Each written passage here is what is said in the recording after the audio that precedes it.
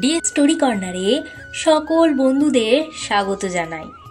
আজকে আমি সায়ন্তিকা তোমাদের শোনাতে চলেছি পিঁপড়ে আর পিঁপড়ির গল্প।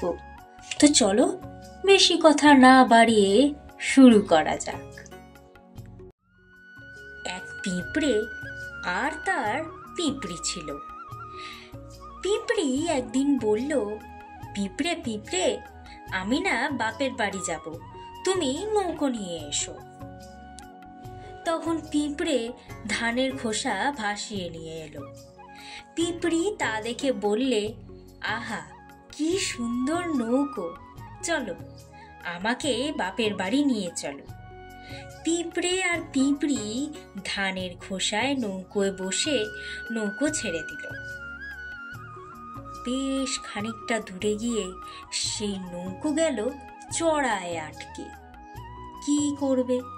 তখন উপায় না পেয়ে পিঁপড়ে বলল, পিঁপড়ি পিঁপড়ি, চলো আমিও ঠেলি তুমিও ঠেলো, আর আমার কথাও ফুরিয়ে গেল।